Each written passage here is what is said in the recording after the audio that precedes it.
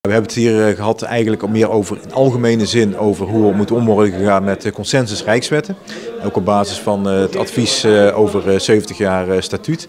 En een van de dingen die hier wel duidelijk ter sprake is gekomen is dat van belang is dat de regeringen van de eilanden ook tijdig de leden van hun staten betrekken bij consensus rijkswetten. Zodat ze tijdig als volksvertegenwoordiger kunnen worden meegenomen in de besluitvorming. Dus dat is voor de democratische besluitvorming wel heel belangrijk. En daar is net ook wel een punt van gemaakt. En is het wel goed om te kijken hoe de volksvertegenwoordiging er meer aan de voorkant bij betrokken kan worden.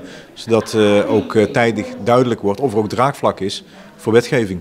En dan is het ook van belang dat de nationale of de regeringen van de eilanden ook hun staten tijdig in positie brengen om daar iets van te vinden. En als dat niet tijdig is gebeurd, ja, dan is het natuurlijk geen goede zaak. Dus daar moet naar gekeken worden hoe dat verbeterd kan worden, zodat daar betere overeenstemming gevonden kan worden. Maar dat is ook aan de regering van Aruba en van de andere landen om daar iets mee te doen. Betrek je staten er op tijd bij, zodat de democratisch gekozen volksvertegenwoordigers ook op tijd hun werk kunnen doen. En dat er ook duidelijkheid is of er steun en daarmee ook consensus is voor een rijkswet. Dat is de weg eigenlijk. Dat zou de weg moeten zijn, ja. Dat lijkt me dan ook de afdronk van de discussie die hier geweest is vanmiddag. Dat is dus eigenlijk het hele punt. Er moet gewoon goed overleg plaatsvinden bij zulke soort trajecten.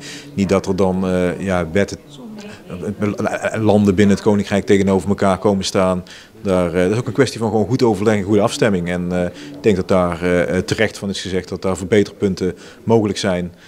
Zodat er ook betere overeenstemming kan worden gevonden. Maar ook dat de parlementen, dus ook de staten van Aruba en de andere landen in het Koninkrijk, er tijdig en goed bij betrokken worden. Dus daar moet gewoon een goede procedure worden afgesproken.